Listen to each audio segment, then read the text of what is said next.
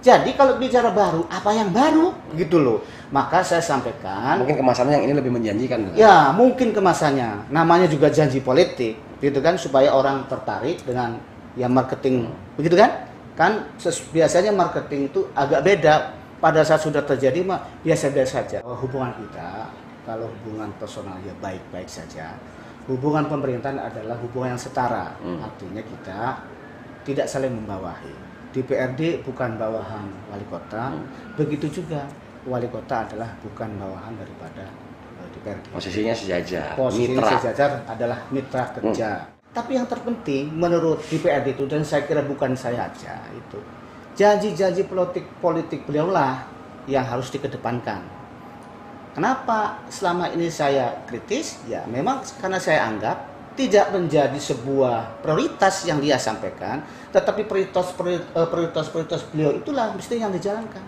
Begitu kan ya? Ditambah dengan misalnya pekerjaan-pekerjaan yang agak susah. Jadi rumusannya kan nggak jelas. Apalagi misalnya sekarang secara undang-undang 3,5 tahun. Bagaimana rumusannya Pak Yadi? Misalnya dalam konteks 5 tahun saja gambarannya. Misalnya 25.000 lapangan kerja dibagi 5, 5.000 lapangan kerja per tahun. Rumusan seperti apa? Apa yang menjadi dasarnya? Apakah 5.000 itu A, B, C? Kan tidak ada. Banyak masukan-masukan yang disampaikan oleh DPRD. Misalnya kelambatan soal misalnya pengangkatan direksi-direksi. Beliau yang mengusulkan ada pansel, beliau yang mengetes. Tapi sudah ada 3 besar sampai saat ini adalah tidak ada keputusan. Wallahu a'lam bishawab. Begitu kan? Kan tugas DPRD itu Pak Yadi, saya kira di samping kita diberi kewenangan untuk mengkoreksi kebijakan, sesungguhnya dalam hati itu bagaimana supaya beriringan, berirama. Itu yang diminta. Jadi cerewetnya DPRD, kritisnya DPRD itu bukan benci gitu loh. Tapi ada hal-hal yang mesti mungkin lupa, mungkin ya tadi yang muaranya kepentingan muaranya adalah kepentingan rakyat, tidak ada kepentingan pribadi.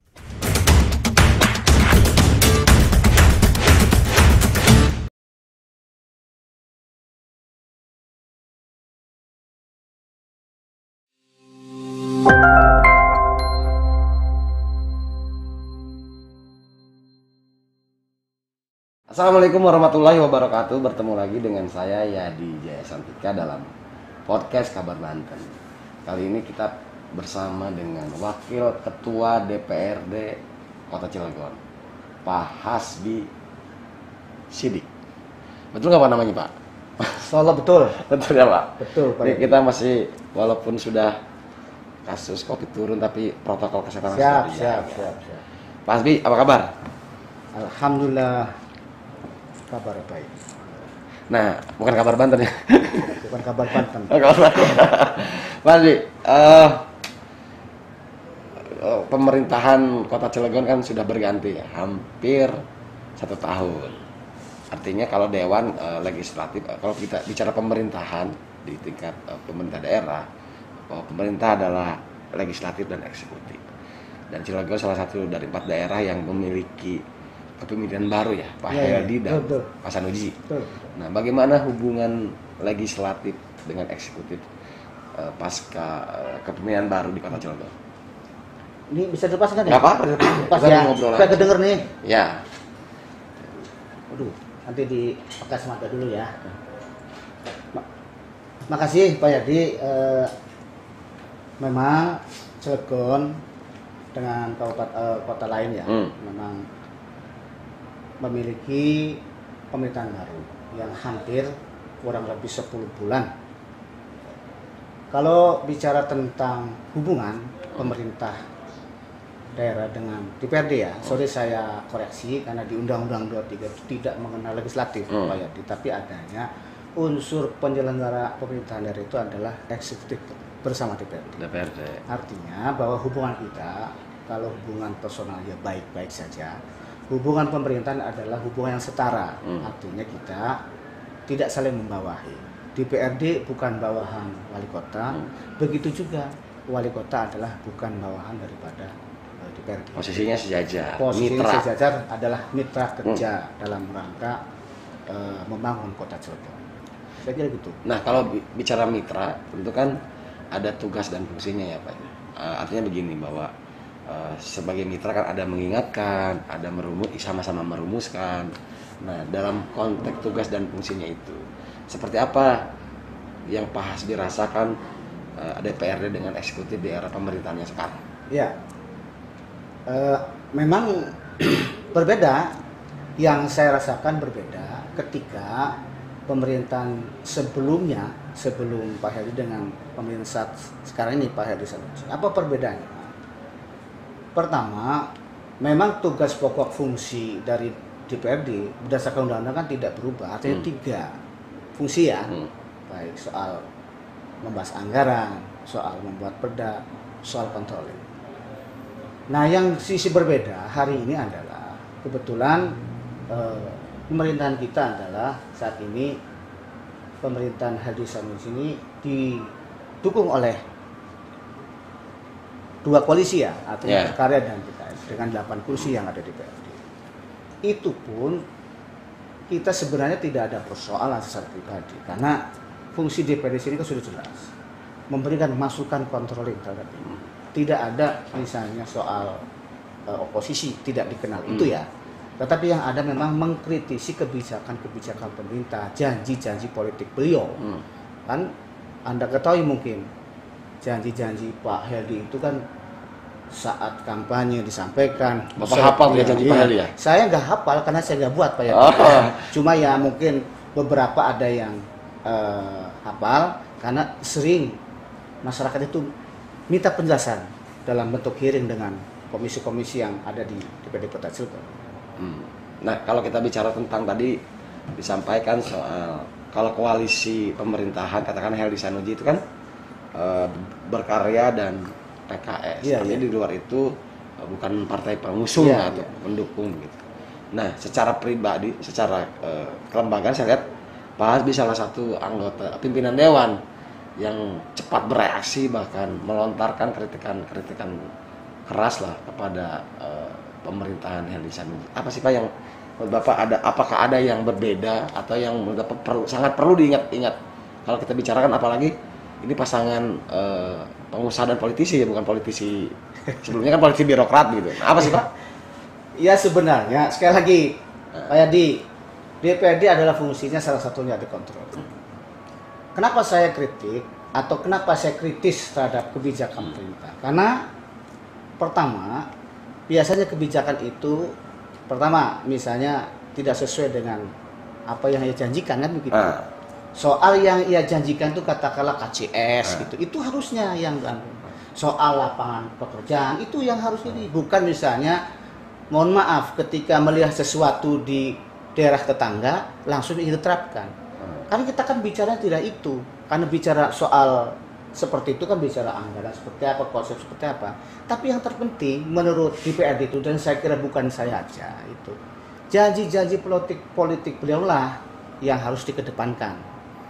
Kenapa selama ini saya kritis? Ya memang karena saya anggap tidak menjadi sebuah prioritas yang dia sampaikan, tetapi prioritas beliau itulah mesti yang dijalankan. Pertama soal misalnya ada saya ingat betul soal ada tenaga ahli, ya. Tenaga ahli itu tidak disalahkan sepanjang misalnya ada atau yang jelas. Selama ini kan bersikukuh, kritis teman-teman, akhirnya 3 bulan selesai. Begitu kan? Sekarang nggak ada tenaga ahli, karena bukan begitu. Jangan dipersamakan dengan daerah lain gitu ya. Saya khawatir teman-teman DPRD itu saking saya khawatir menjadi sebuah temuan. Alhamdulillah, begitu kan ya? Selesai di 3 bulan. Bahkan kalau lihat kemarin misalnya ada tuh di media sosial tuh yang ngomong tentang soal itu, padahal itu kan sudah kelewat begitu. Terus misalnya kita bicara soal apa namanya KCS. KCS itu kan menjadi sebuah persoalan di masyarakat. Kenapa persoalannya? Antara ia yang sampaikan dalam janji politiknya, ini lagi-lagi janji politik beliau, saya kan tidak bikin, tidak juga merumuskan itu. Itu sangat menjadi sebuah persoalan. Persoalannya apa? Ternyata dalam visi misi wali kota itu katanya Cilegon baru, apa kan modern bermartabat itu. Dalam kenyataan soal KCS, di rumusannya di kartunya yang katanya yang dapat kartu itu kan bantuan 25 apa juta begitu ya, ya ada tertera katanya di situ. Dalam kenyataannya hari ini dirubah menjadi bantuan, pinjaman 1 juta untuk UMKM, dirintis, mulai rintisan, mulai ditingkat Startup. Nah itu sebenarnya Pak Yadi, konsep-konsep itu kan bukan baru. Betul. Konsep itu sudah mencontoh lagu lamanya pemerintah yang lalu. Dulu namanya BPMKP. Badan Pemberdayaan Masyarakat dan Ketahanan. Di situ ada dana bergulir, gitu kan? Jadi kalau bicara baru, apa yang baru, gitu loh.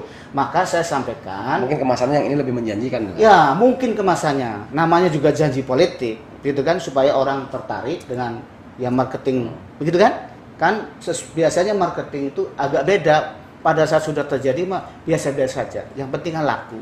Begitu, Pak Yadi. Ya, tapi kan misalnya ada juga yang mengatakan bahwa janji politik itu jangka waktunya sesuai periode. Artinya kalau diukur karena 1 tahun, ya nggak mungkin juga. Nah, gimana? Iya betul. Justru itu yang tambah menjadi persoalan Pak Yadi. Ketika misalnya menggulirkan atau menjargonkan atau berkampanye tentang 25.000 lapangan pekerjaan, kan lagi-lagi pertanyaan sederhana. Berarti kalau kepemimpinannya Pak Hedi Sanusi itu misalnya 5 tahun kan begitu, berarti kalau dibagi 5 adalah katakanlah 5.000 lapangan kerja per tahun. Dalam kenyataannya kan kita bisa sama-sama rasakan. Saya tidak mengatakan yang lain-lain ya, tapi kenyataannya mungkin sekarang dengan adanya pandemi, diawali pandemi, begitu kan ya, ditambah dengan misalnya pekerjaan-pekerjaan agak susah. Jadi rumusannya kan nggak jelas. Apalagi misalnya sekarang secara undang-undang 3,5 tahun. Bagaimana rumusannya Pak Yadi? Misalnya dalam konteks 5 tahun saja gambarannya. Misalnya 25.000 lapangan kerja dibagi 5.000 lapangan kerja per tahun. Rumusan seperti apa? Apa yang menjadi dasarnya? Apakah 5.000 itu A, B, C? Kan tidak ada. Di dalam konsepnya saya kira tidak pernah disampaikan di DPRD bagaimana cara merumuskan tentang pengurangan lapangan pekerjaan itu. Ya. Begitu Pak Yadi. Nah, kalau kita bicara tentang DPRD yang sekarang kan periode 2019 ya, 2024 misalnya itu, sepanjang perjalanan Pak Habibie menjadi dewan, itu kan sudah 3 kepemimpinan ya, dari Pak Hasbi terutama secara pribadi, betul. Sudah 2 periode ya? Iya, Pak Iman, Pak Edi, dan sekarang Iya 3 kali kepemimpinan. Apa perbedaan yang mendasar menurut Pak Hasbi dari 3 kepemimpinan ini? Ya, saya harus mengakui ya, ketika dulu pada saat pemerintah sebelumnya, hubungan DPRD dalam konteks dengan eksekutif, saya kira ada saling menghormati. Artinya masukan-masukan ya itu juga direspon dengan baik, gitu ya. Juga dengan Pak Edi juga sama. Ini Pak Edi kan kadang-kadang ya harus saya utarakan di podcast ini dalam rangka sekali lagi bukan saya kepada pribadinya. Nah untuk bilang mindalik itu tidak ada dalam konsep kehidupan saya. Tapi ini kan soal bicara antara hubungan pemerintah. Banyak masukan-masukan yang disampaikan oleh DPRD, misalnya kelambatan soal misalnya pengangkatan direksi-direksi. Beliau yang mengusulkan ada pansel, beliau yang mengetes, tapi sudah ada 3 besar sampai saat ini adalah tidak ada keputusan. Wallahu a'lam bishawab. Begitu kan? Kenapa juga misalnya tidak bidding, tidak open bidding, katanya ada yang baru dilakukan tanya jawab dan sebagainya. Dalam kenyataannya kan biasa-biasa saja, hanya akan menghambur-hamburkan anggaran saja. Hal demikian itu saya kira ini ada perbedaan dalam cara bagaimana memimpin sebuah daerah ini. Ya dulu ya saya walaupun saya tidak saya tetap kritis dengan perintah-perintah dulu, saya tidak mengurangi pengkritisan ini, tetapi dirasakan oleh teman-teman anggota DPRD itu ada ada hubungan yang harmonis dalam konteks saling menghargai. Kalau misalnya masukan dari dewan, sepanjang itu menjadi sebuah masukan yang bagus, baik untuk kepentingan, ya ada respon. Sampai hari ini misalnya, sekali lagi saya ulangi tentang PCM. Apa yang mau diharapkan? Sudah ada 3 besar.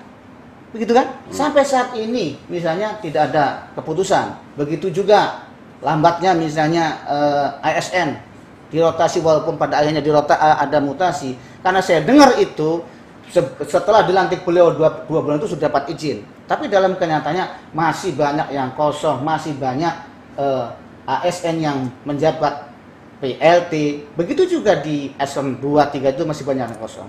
Inilah yang membuat teman-teman DPRD itu sekali lagi tidak ada unsur dendam misalnya kalah di kita, tidak ada misalnya, dan tidak ada. Tapi politik selesailah. Selesailah. Siapapun yang pemenang itu yang harus kita hormati. Kan begitu ya. Siapa yang menjadi wali kota itu harus kita hormati. Sepanjang itu saling bekerja sama dalam rangka bagaimana membangun kota Cilegon itu. Saya kira itulah yang kira-kira sedikit membedakan antara pemerintah Pak Heldy ini ya dengan pemerintah sebelumnya gitu. Karena mungkin Pak Heldy baru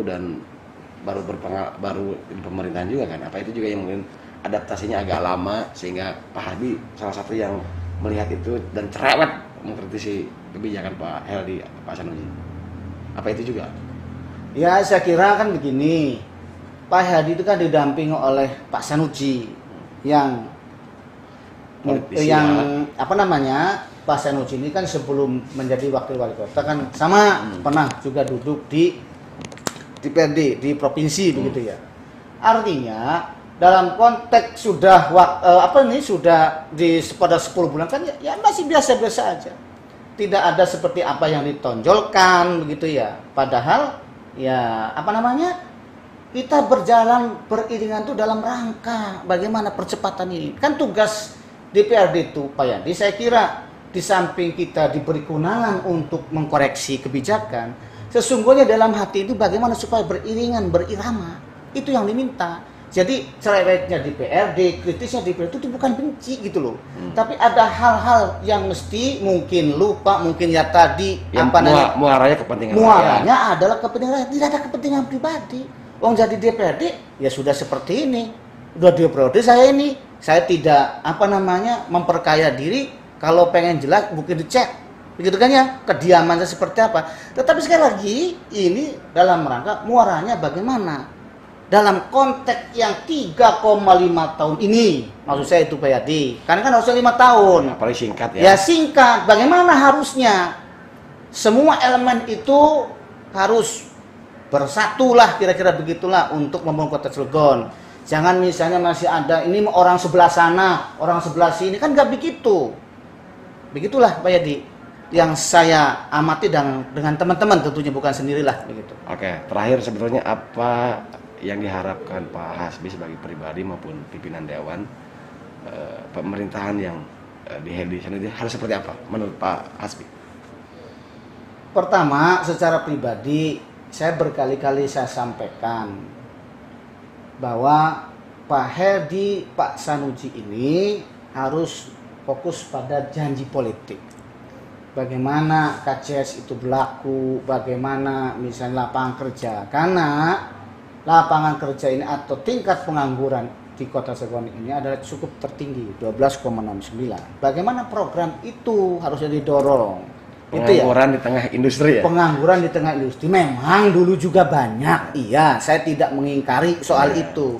Tetapi janji beliau dengan glamornya menyampaikan 25.000 lapangan kerja, itulah. Terus saat ini kan berbeda itu kebanyakan selfie gitu loh. Kebanyakan selfie yang menurut saya ya itu mempengaruhi pemerintahan Pak. Ya saya kira begini, bukan mempengaruhi pemerintahan Pak Bang Yadi ya, tapi ini tolonglah irama ini kan harus disesuaikan. Saya kira selfie ya perlu, sebagai manusia itu perlu mengaktualisasikan diri itu wajar lah, boleh lah. Tapi dalam konteksnya ya jangan terlalu kebanyakan, begitu kan ya. Kalau kebanyakan kan jangankan selfie, apa saja kalau kebanyakan itu tidak bagus. Apalagi ini soal Pak Heldy ini pemerintah pertama, pemerintah yang cepat waktunya. Orang-orang bicaranya dulu 5 tahun, sekarang 3,5 tahun. Bagaimana ini? Makanya saya selalu mengingatkan tuh, tolong segera birokrasi ini. Birokrasi dirapatkan, dikonsolidasikan, digerakkan dalam rangka menunjang program beliau yang sudah diutarakan ke seluruh masyarakat kota Cilegon pada saat kampanye. Secara pribadi ya harus merubah, Pak Heldy harus menerima masukan termasuk di dalam lawan politiknya gitu loh. Jangan merasa kita ini, saya wali kotanya mau di apa mau. Wali kota itu Pak Yadi hanya paling batas kan 10 tahun. Kalau misalnya 5 atau 5 tahun ya, selebihnya mantan wali kota. Kan begitu.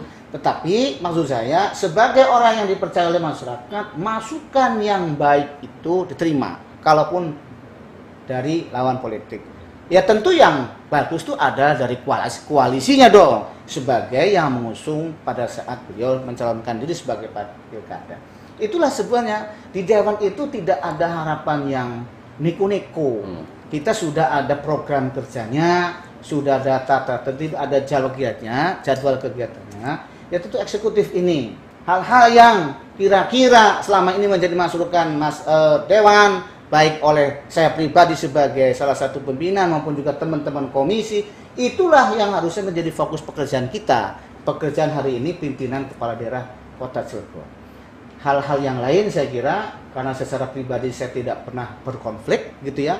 Saya mengenal beliau adalah juga sebelum jadi wali kota adalah orang yang ya kalaupun tidak setiap hari ketemu kan sering kita bertegur sapa. Tapi dalam konteks ini ya mohon maaf, karena saya berada di DPRD punya tugas fungsi pokoknya adalah salah satunya adalah bagaimana mengkoreksi kebijakan, yaitu saya sampaikan. Mengamankan aspirasi rakyat. Aspirasi rakyat yang sudah diamanatkan kepada saya dan yang diamanatkan Allah tentunya kepada saya selaku anggota DPRD yang juga dipercaya menjadi salah satu pimpinan ini, supaya kita tidak berdosa.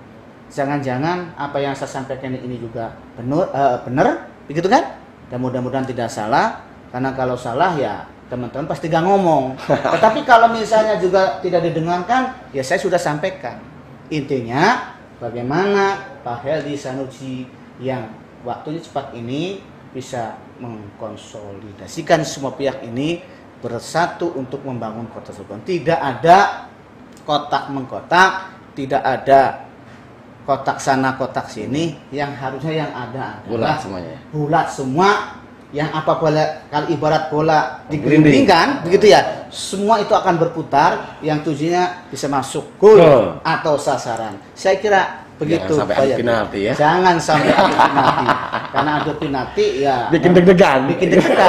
Memang ada pelanggaran tentunya. Nah, ada pelanggaran dulu. Jangan ada pelanggaran lah kalau bisa. Gol aja supaya kipernya juga nangkapnya enak gitu ya. Dan kalau misalnya masuk juga kan iya betul, wajar gitu ya, gitu. Karena tendangannya ada menggelindingnya sempurna, ada menggelindingnya gitu. Jangan sampai ada apa namanya free kick gitu ya, prit-pritan gitu, apalagi kartu merah gitu ya. Mari kita bersama-sama ya, antara DPRD dan eksekutif gitu ya, bersama-sama, karena rumus dasar Undang-Undang 23 itu kan pemerintahan daerah adalah wali kota bersama DPRD, dan itu harus selaras. Semua kebutuhan masyarakat akan dibahas dengan DPRD, dan juga begitu juga kebutuhan masyarakat juga akan disampaikan kepada ujung-ujungnya adalah pada eksekutif.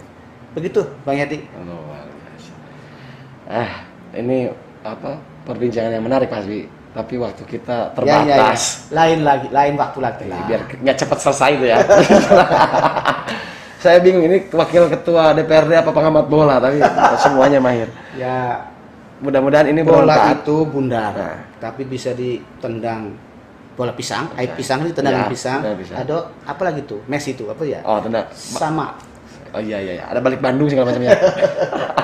Pak Haji, makasih banyak waktunya. Ya, mudah-mudahan nanti kita bisa ngobrol lagi. Sama Bang Yadi. Salam buat keluarga. Insya Allah saya sampaikan ke keluarga saya. Baiklah pemirsa Kabar Banten TV, demikianlah podcast kita bersama Wakil Ketua DPRD Kota Cilegon, Pak Hasbi Sidi. Terima kasih banyak. Wassalamualaikum warahmatullahi wabarakatuh. Waalaikumsalam warahmatullahi wabarakatuh.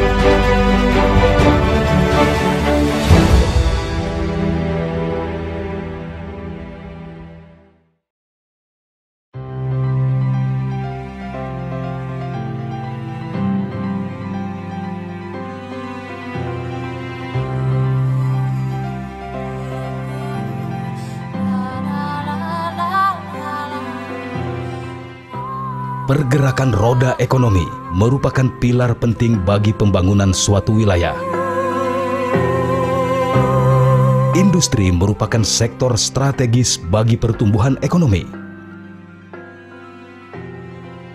Dalam hal ini, Cilegon, sebuah kota di Provinsi Banten yang berada di ujung barat Pulau Jawa, terus menggeliat dengan industri perdagangan dan jasa.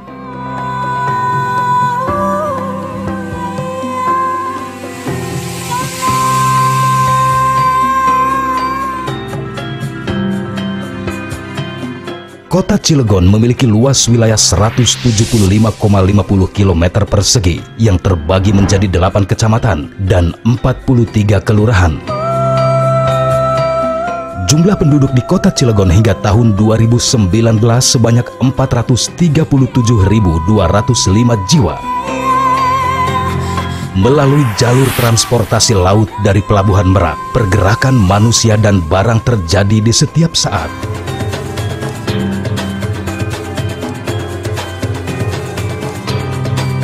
Pelabuhan Merak ini juga merupakan sarana transportasi penghubung antara Pulau Jawa dan Pulau Sumatera.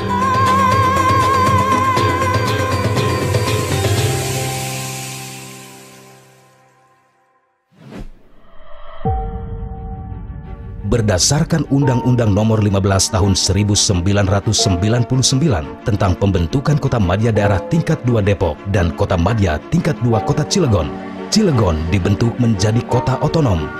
Sebagai kota yang dijuluki Kota Baja ini, dari waktu ke waktu, pertumbuhan industri di kota Cilegon terus meningkat secara signifikan. Hingga saat ini, perusahaan yang ada di kota Cilegon tidak kurang dari 43.900 perusahaan bergerak di berbagai bidang, baik perusahaan skala besar, menengah, seperti industri baja, industri kimia, dan industri kecil menengah. Selain itu, pertumbuhan usaha di bidang jasa, hiburan, dan pariwisata di kota Cilegon juga terus meningkat. Seperti restoran, hotel berbintang, dan berbagai tempat hiburan yang berpengaruh pada peningkatan perekonomian masyarakat.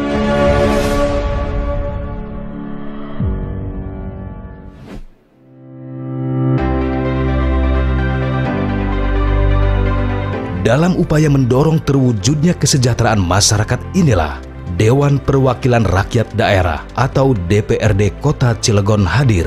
Sesuai Undang-Undang Nomor 23 Tahun 2014 tentang Pemerintahan Daerah, Dewan Perwakilan Rakyat Daerah adalah lembaga perwakilan rakyat yang berkedudukan sebagai unsur penyelenggara pemerintahan daerah dengan maksud untuk mempercepat kesejahteraan masyarakat. Dewan Perwakilan Rakyat Daerah atau DPRD Kota Cilegon periode 2019-2024 dipilih melalui pemilu legislatif 12 Agustus 2019 dan resmi dilantik pada 4 September 2019. Akan memenuhi kewajiban saya. Jumlah anggota DPRD Kota Cilegon sebanyak 40 orang, terdiri dari 8 fraksi. Selaku sekretaris DPRD adalah dapat melaksanakan tugas dengan sebaik-baiknya dalam rangka mendukung kinerja DPRD yang selalu bermitra harmonis dengan pemerintah Kota Cilegon dalam rangka mewujudkan kesejahteraan masyarakat Kota Cilegon melalui visi misi pemerintah Kota Cilegon. Semangat selalu.